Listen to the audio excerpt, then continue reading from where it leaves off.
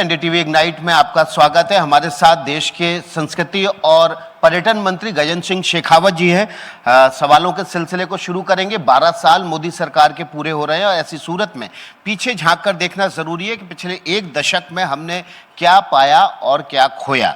तो शुरुआत करते हैं गजेंद्र सिंह जी सवालों की। पहला सवाल, चूंकि आप संस्कृति मंत्रालय से जुड़े हुए हैं, आज भारत के लोग जड़ों की तरफ लौट रहे हैं, अपने कल्चर को रीइन्वेंट करने की कोशिश में जुटे हुए हैं। लगातार लोग पुरानी व्यवस्था को अपना रहे हैं, न केवल खान पान में, रहन सहन में, बोलचाल में। हमने देखा कि लगातार लोगों के बीच अपने पुराने कल्चर को अडॉप्ट करने की हुक जो है वो बढ़ती जा रही है। इसमें आप एक चीज़ बताइए, ये बदलाव आ किस लिए रहा है, क्यों आ रहा है ये बदलाव, क्या स्टडी कहती है? धन्यवाद विकास जी, और धन्यवाद एनडीटीवी का कि मुझे अवसर प्रदान किया इस महत्वपूर्ण जंक्चर पर, जब हमारा देश उस मुकाम पर आकर के खड़ा हो गया है कि आज जो हम फैसले लेने वाले हैं, जो काम करने वाले हैं, जो काम कर रहे हैं, ये भविष्य के भारत की बुनियाद रखने वाले हैं।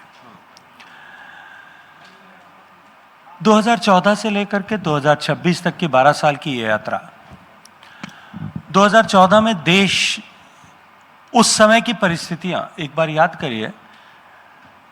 आतंकवादी घटनाएं, नक्सलवाद के दिन दुगने होते हुए प्रहार, रोज छपते हुए घोटालों के समाचार, भारत की कमजोर होती हुई अर्थव्यवस्था, फ्रेजाइल 5 में इंक्लूड हुई भारत की इकोनॉमी, इन सब के चलते हुए सामान्य मानवी जो है एक विकल्प की तलाश कर रहा था और उसको लगता था कि ये लोकतांत्रिक व्यवस्था जो है इस पर विश्वास कहीं डगमगा रहा है।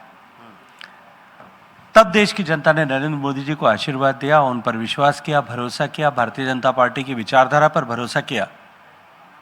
आज 12 साल बाद में मैं गर्व से एक बात कह सकता हूं कि भारत पर, भारत की लोकतांत्रिक व्यवस्था पर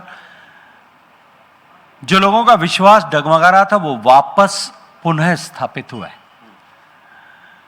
जब किसी देश में कहीं समृद्धि आती है, देश आगे बढ़ रहा होता है, देश के लोगों का भरोसा देश में होता है, तब देश के लोग देश की मान्यताओं को, देश की व्यवस्थाओं को, देश के इतिहास पर गर्व करना प्रारंभ करते हैं। मैं थोड़ा सा आपको पीछे ले जाना चाहता हूं। देखिए, 2000 साल तक भारत पर आक्रमण हुए। हूण आए, कुषाण आए, खान आए, खलीफा आए, अरब आए, भारत पर आक्रमण करने के लिए गुलाम आए, लोधी आए, बाद में जो है अरब आए, उसके बाद में पठान आए और अंत में मुगल आए। मुगलों के बाद में डच आए, फ्रांसीसी आए, ब्रिटिशर्स आए। दुनिया का इतिहास उठा करके देख लीजिए, इतने सारे इन्वेजन के बाद में कोई सभ्यता बची नहीं। ये भारत की सभ्यता अदम्य जिजीविषा के साथ में 10,000 से भी ज्यादा सालों से निरंतर प्रवाहमान रही। इतने आक्रमणों के बावजूद भी मिटाने की इतनी कोशिशें, तलवारों की ताकत पर, बंदूकों की ताकत पर, तोपों की ताकत पर और बाद में बौद्धिक प्रदूषण की ताकत पर, जो अंग्रेजों ने किया, लेकिन फिर भी खड़ी रही, क्योंकि हमको अपनी संस्कृति पर गर्व था। बच्चों को पालने में सिखाया जाता था कि इस संस्कृति के और संस्कृति के मानबिंदुओं के लिए। मैं तो राजस्थान से आता हूँ, वहाँ हमारे यहाँ कहावत होती है, पूत ही इला न देनी आपनी हालरिए हुलराए, पूत सिखावे पालने मरण बढ़ाई माए। मतलब अपनी धरती और संस्कारों को नहीं देना, ये पूत को, बच्चे को पालने में झुलाती हुई माँ सिखाती थी कि इन सब के लिए मर मिट जाना श्रेष्ठ है। ये भारत की संस्कृति ऐसी संस्कृति थी कि 18 साल का बच्चा युद्ध में जब आक्रांताओं से लड़ते हुए काम आ जाता था, उसकी देह घर आती थी ना, तो माँ रोती नहीं थी, वो छोटे बेटे को दिखाती थी, तेरे को भी इसी रास्ते पर आगे बढ़ना है। ये गर्व का भाव जो भारत के प्रति था, भारत के इतिहास के प्रति, भारत की संस्कृति के प्रति था, वो धीरे धीरे धीरे धीरे धूमिल हो गया, सुनियोजित रूप से धूमिल कर दिया गया और आजादी के बाद में भी उसको पुनर्स्थापित करने का कोई प्रयास नहीं हुआ।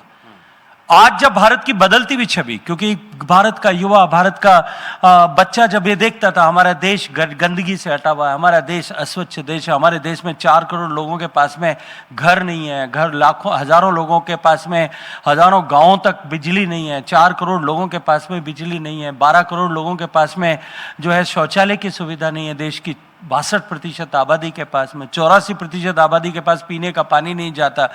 ऐसी परिस्थिति में देश को देखता था तो उसको ओन नहीं करता था, उसको कहीं दूसरी जगह आशा की किरण दुनिया के दूसरे देश में दिखाई देती थी, दूसरी संस्कृति में। आप लौटेंगे इस पर, आपके मंत्रालय के और सवाल लेंगे, लेकिन उससे पहले सरकार के 12 साल पूरे हुए हैं। इन 12 सालों में अगर मैं आपसे पूछूं कि आपके मुताबिक 12 ऐसे फैसले केंद्र सरकार के जिसने आम आदमी के जीवन में बदलाव लाया। देखिए, सामान्य मानवी के जीवन में परिवर्तन लाने की जितनी योजनाएं थी, मैं उनकी बात करूंगा तो लंबा होगा। मैं एक विषय आपके सामने रखता हूं जो उन सारे इन 12 फैसलों की जड़ जो है। पहला कि भारत में गवर्निंग मॉडल माननीय प्रधानमंत्री जी ने चेंज किया। देश में योजनाएं पहले भी बनती थी, लेकिन उन योजनाओं को धरातल पर उतारने के समय में जो दृष्टि होती थी वो होती थी वोट बैंक की राजनीति। इस जगह से वोट मिला इसलिए यहां करना है। सेलेक्टिव डेवलपमेंट और इलेक्टिव डेवलपमेंट का काम होता था। माननीय प्रधानमंत्री जी ने पहली बार इस देश में सैचुरेशन की बात की कि जो कोई भी योजना हाथ में लेंगे, चाहे गरीब का घर बनाना हो, चाहे शौचालय बनाना हो, चाहे गैस का चूल्हा देना हो, हर पात्र व्यक्ति तक लाभ पहुंचना चाहिए बिना किसी भेदभाव के। न राजनीतिक के आधार पर भेदभाव, न वोटों की गिनती के आधार पर भेदभाव पहुंचना चाहिए, उस पर काम हुआ। दूसरा, जो भी कुछ फैसला लेंगे उस फैसले को माननीय प्रधानमंत्री जी हमेशा कहते हैं उसके केंद्र में गरीब को रख करके देखेंगे, तब हम देश का भला कर पाएंगे। ये एक परिवर्तनकारी हुआ। और तीसरा विषय कि राष्ट्र के हित के साथ में कभी कहीं समझौता नहीं करेंगे। और चौथा विषय कि हम भारत को आत्मनिर्भर भारत बनाने की दिशा में काम करेंगे। अब अगर पिछले 12 साल में जो कुछ भी हुआ है, गरीब कल्याण की योजनाएं बनी, उनको धरातल पर उतारा, उनके चलते हुए 25 करोड़ लोग गरीबी की रेखा से बाहर निकल पाए, इस मूल मंत्र के आधार पर। देश के हित में, देश के हितों के साथ में समझौता किए बिना फैसला लेंगे, कड़े फैसले करेंगे, बड़े फैसले लेंगे, जीएसटी का कानून लागू करेंगे, चाहे डिमोनेटाइजेशन करेंगे, उस दृष्टिकोण से उसको केंद्र में रखते हुए करेंगे। उसका प्रभाव आज पूरे देश में दिखाई देता है। देश की अर्थव्यवस्था को गति प्रदान करने के लिए सभी तरह के फ्रंट्स पर एक साथ काम करेंगे। आज चाहे वो पीएलआई स्कीम से लेकर के देश को मैन्युफैक्चरिंग हब बनाने से लेकर के देश में स्वदेशी का भाव जागृत करने से लेकर के देश में जो है डिफेंस मैन्युफैक्चरिंग का इंडिजिनाइजेशन करने से लेकर के उन सब पे काम करेंगे, उसका प्रभाव देश को दिखाई देता है। इसलिए इन सारे विषयों को लेकर के जिस तरह से काम हुआ, जो परिणाम आपको दिखता है उसका केंद्र अगर कहीं है तो इन 3 विषयों में। ठीक है, तीन दायरों में आपने बांट दिया। गरीब केंद्र है, देश की सुरक्षा केंद्र और अर्थव्यवस्था की मजबूती केंद्र है। आपसे एक सवाल लेते हैं, आपके पास पर्यटन मंत्रालय है। कोविड के बाद जो विदेशी टूरिस्ट थे, जो कि बड़ी विदेशी मुद्रा लेकर आते थे देश में, उनकी संख्या में तेजी से गिरावट दर्ज की गई थी। अभी क्या स्थिति है? क्या सरकार उस स्तर को हासिल कर पाई है, और उसके अगर नहीं कर पाई है तो फिर किस तरह से बढ़ावा मिलेगा? देखिए, टूरिज्म ऐसा सेक्टर है जो कोई भी तरह की विपरीत परिस्थिति आए, चाहे वो मानव जनित आपदा हो, चाहे युद्ध के कारण से हो, चाहे कोई प्राकृतिक आपदा हो, पहली कैजुअलिटी टूरिज्म सेक्टर की होती है। सबसे बाद में, सबसे लास्ट रिवाइवल होता है। स्वाभाविक था, उस समय पूरी दुनिया अपनी जान बचाने के लिए लगी थी, इसलिए टूरिज्म सेक्टर बुरी तरह से पूरी दुनिया में हिट हुआ। लेकिन भारत उन देशों में से एक है, गिने चुने देशों में से, जिसने सबसे तेजी से अर्थव्यवस्था का रिवाइवल किया। वी शेप रिकवरी हुई और टूरिज्म की रिकवरी भी सबसे तेजी से हुई। आज हमने प्री कोविड बेंचमार्क जो 2019 का जिसको मानते हैं, लगभग उसके पास में हम पहुंच गए। लेकिन अमेरिका ईरान का युद्ध भड़का तो क्या उसका असर भी टूरिज्म पर आया? मैं अपनी बात पूरी करूं, इसका भी उत्तर दूंगा। लेकिन क्योंकि पिछले 12 वर्ष में भारत की अर्थव्यवस्था बहुत तेजी के साथ में बढ़ी, हमारी अर्थव्यवस्था का साइज दुगना हो गया, पर कैपिटा इनकम बढ़ी, गरीब कल्याण की जिन योजनाओं का हमने जिक्र किया उसके कारण से 25 करोड़ लोग गरीबी की रेखा से बाहर निकल गए।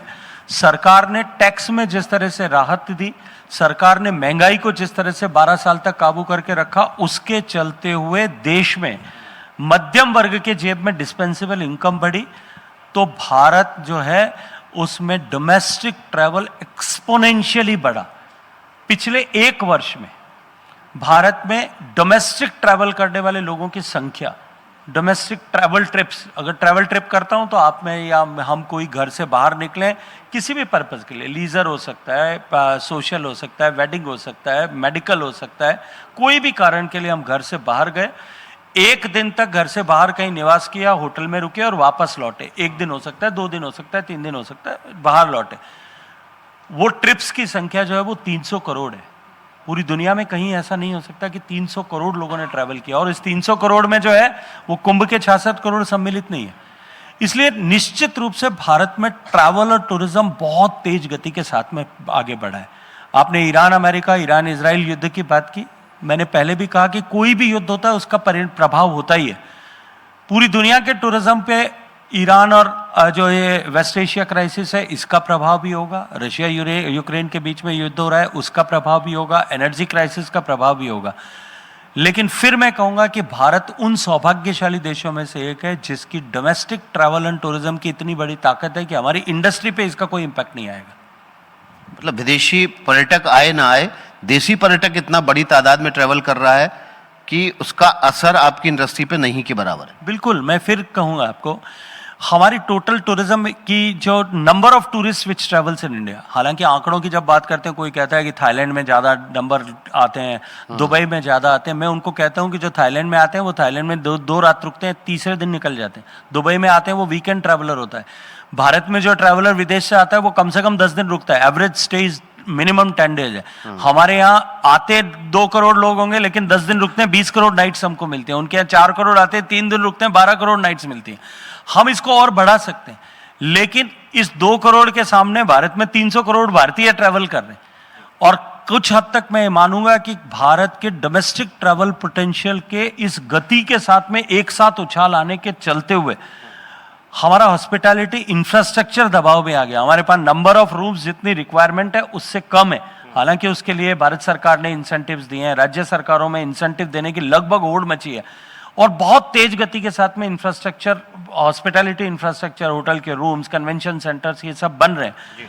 लेकिन आज उसके कारण से जो दबाव है उसकी कॉस्ट बढ़ी है, उसने कुछ हद तक बजट क्लास विदेशी टूरिस्ट के भारत में आने पर थोड़ा बाधा उत्पन्न की। जी, मैंने देखा आपने स्काई डाइविंग की थी, एडवेंचर स्पोर्ट्स में आप काफ़ी दिलचस्पी रखते हैं, आपकी बिटिया भी एडवेंचर स्पोर्ट्स में है। क्या भारत में वो पोटेंशियल है कि वो वर्ल्ड हब बन जाए एडवेंचर स्पोर्ट्स का? देखिए, भारत में पहले पूर्ववर्ती काल में जो है, आपसे पहले, आज से अगर मैं 8-10 साल पहले की बात करूं, भारत में टूरिज्म का मतलब मॉन्यूमेंटल टूरिज्म था।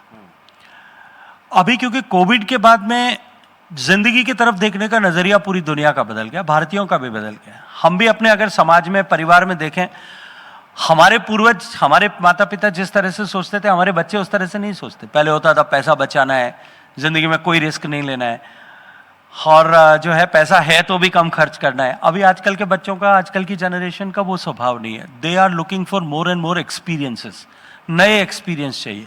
सो अब हमने एक्सपीरियंस बेस्ड ट्रैवल कैसे बने। भारत पे उसमें सब तरह की क्षमता है। बर्फ के पहाड़ जहाँ स्कीइंग हो सकती है, वहां से लेकर के पैराग्लाइडिंग से लेकर के और कयाकिंग तक सब तरह की सुविधा है। भारत में जंगल based tourism, agriculture based tourism, nature based tourism, water based tourism, जो है कोस्टल टूरिज्म, और उसके अलावा culture based tourism, cuisine based experience tourism, ये सब भारत के में विविधता के साथ में, प्रचुरता के साथ में मौजूद है। इसलिए नए एक्सपीरियंस बेस्ड टूरिज्म के साथ साथ में इस तरह के एडवेंचर बेस्ड टूरिज्म पर भी हमने काम करना शुरू किया है। आपने देखा, जब 2 साल पहले हमने भारत में पहली बार स्काई डाइविंग फैसिलिटी नारनौल में शुरू किया, आज उज्जैन में हो रही है, गोवा पे उस पर काम हो रहा है, देश के अनेक स्थानों पर उस पर काम हो रहा है। इसके अतिरिक्त भी एडवेंचर बेस्ड टूरिज्म के डिफरेंट डेस्टिनेशन भारत में डेवलप हो रहे हैं, और माननीय प्रधानमंत्री जी के मार्गदर्शन में, उनकी प्रेरणा से देश में 50 नए ग्लोबल स्टैंडर्ड के आइकॉनिक डेस्टिनेशंस बनाने की प्रक्रिया हमने प्रारंभ कर दी। इतना हम विदेशों में देखते हैं कि उतना एग्रेसिव कैंपेन नहीं है भारत की इन टूरिस्ट डेस्टिनेशन का। अभी भी जो छवि है भारत की, वो सांप सपेरों के देश की, गंदगी से भरपूर देश की है। इस एग्रेसिव कैंपेन चलाने की जरूरत है ताकि ज्यादा से ज्यादा विदेशी पर्यटक आए। मैं आपकी इस बात से सहमत नहीं हूं कि भारत की छवि आज भी ऐसी है। मुझे क्योंकि पिछले 30 साल में भारत से बाहर दुनिया के बहुत सारे देशों में जाने का सौभाग्य मिला। इस इलेक्टोरल पॉलिटिक्स में आने से पहले भी दुनिया के बहुत सारे देशों में काम करने का सौभाग्य मिला। पहले निश्चित रूप से ऐसी छवि थी, किसी आदमी को यदि आप यूरोप में, अमेरिका में चौराहे पे खड़े होकर के आपसे वो आप किसी से पूछें, या कोई जो है विदेशी आदमी किसी से पूछता था कि हुलिये को देख करके कि आप कौन से देश के हैं, तो भारतीय आदमी सामान्य थे अपने आप को भारतीय बताने में संकोच करता था. He used to introduce himself as an Asian. फिर कोई दोबारा पूछ लेता था तो कहता था हाँ आई एम एन इंडियन, लेकिन वो संकोच के साथ में बताता था. और अगर ऐसा उत्तर कोई देता था तो सामान्यतया सामने बैठा हुआ या पूछने वाला व्यक्ति उसको कहता था ओ इंडिया, मिस्टर गांधी. भारत गांधी जी तक अटका हुआ था. लेकिन आज अगर कोई व्यक्ति दुनिया के किसी चौक पे, चौराहे पे खड़ा होकर के आपको पूछे, किसी भारतीय दिखने वाले व्यक्ति को पूछे कि आप कौन से देश से हैं, तो वो सम्मान के साथ में कहता है आई एम एन इंडियन. और जब वो इंडियन कहता है सब, तब सामने वाले के मुंह पे जो है मुस्कुराहट दिखती है, उसकी बत्ती सी दिखती है, और वो कहता है ओ मिस्टर मोदी. बिकॉज इंडिया की छवि बदली है. ट्रांसफॉर्मिंग नेशन जो दुनिया के जीवन की हर विधा में प्रगति करता हुआ दिखाई देता है, ऐसा देश भारत की. ये दावा तो आप कर रहे हैं. राहुल गांधी कह रहे हैं कि देश की अर्थव्यवस्था डोल रही है, देश की अर्थव्यवस्था डेड इकोनॉमी है और युवा सड़कों पर उतरने वाला है. सरकार की पिछले 12 साल की नीतियों ने युवाओं को खाली हाथ कर दिया है, खाली जेब कर दिया है, रोजगार विहीन कर दिया. देखिए, राहुल गांधी जी कौन सी अर्थव्यवस्था की स्कूल में पढ़े मुझे पता नहीं है. अभी जब पिछला डावोस हुआ था, डावोस पे जब समिट ऑफ इकोनॉमी हुई थी, उसमें पूरी दुनिया के इकोनॉमी के विशेषज्ञों ने चीख चीख करके कहा कि पूरी दुनिया जब ग्लोबल रिसेशन के दौर से गुजर रही है, उस समय कोई एक देश जो है वो लाइट हाउस की तरह अपनी उसकी इकोनॉमी है, वो भारत की है. दुनिया में इतने दबाव, इतने सारे युद्ध, इतने सारे सेंसर्स अमेरिका के लगाए जाने के बावजूद भी भारत एकमात्र ऐसा देश है जो पिछले 5 साल से दुनिया में सबसे तेजी से बढ़ती हुई बड़ी अर्थव्यवस्था है. पिछले क्वार्टर में इन सारे चैलेंजर और एडवर्सिटीज के होते हुए भी हम अपनी ग्रोथ रेट को बनाए रखने में कामयाब हैं. शायद राहुल गांधी जी की इकोनॉमिक स्कूल में, उनकी किताब में नहीं आया होगा ये. हमारा मैन्युफैक्चरिंग जो है वो बढ़ा है, हमारा एक्सपोर्ट पिछले क्वार्टर में बढ़ा है. पिछले क्वार्टर रेलेवेंट क्वार्टर के तुलना में, जब वेस्ट एशिया क्राइसिस नहीं थी और अमेरिका के जो है वो सेंसर्स नहीं थे, उसके बावजूद भी. लेकिन राहुल गांधी पिछले 6 महीने से ज्यादा से सरकार को बार बार आगाह कर रहे हैं.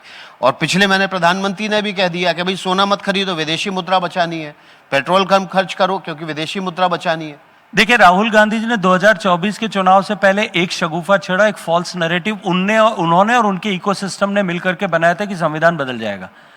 उसका कुछ लाभ हो गया. मुझे लगता है कि एक बार किसी बच्चे को चॉकलेट मिल जाए, कुछ करने से, आंसू बहाने से, या जो है अपना रोनी सूरत दिखाने से अगर मिल जाए, या कुछ झूठ फैट बात करने से अगर मिल जाए, तो वो बार बार उसी तरह की कोशिश करता. मुझे लगता है राहुल गांधी जी वैसा प्रयास कर रहे हैं. लेकिन बच्चे कह रहे हैं हमें चॉकलेट नहीं चाहिए, लेकिन उससे आगे ऐसा एग्जाम दे दीजिए जिसका पेपर लीक ना हो. लेकिन उससे आगे की बात मैं करता हूं कि पिछले वर्षों में जिस तरह से रोजगार की क्षमता भारत में बढ़ी, नए रोजगारों का सृजन हुआ, भारत में मैन्युफैक्चरिंग एक्टिविटीज बढ़ी, भारत में इलेक्ट्रॉनिक्स की मैन्युफैक्चरिंग एक्टिविटीज बढ़ी, भारत में जो है मुद्रा के तहत करोड़ों युवाओं ने स्वरोजगारी बनकर के काम करना शुरू किया. भारत में स्टार्टअप इकोसिस्टम नए सिरे से खड़ा हो गया. भारत में स्टैंड अप के तहत करोड़ों लोगों ने नया रोजगार प्राप्त कर लिया. शायद मुझे लगता है राहुल गांधी जी को दिखता नहीं.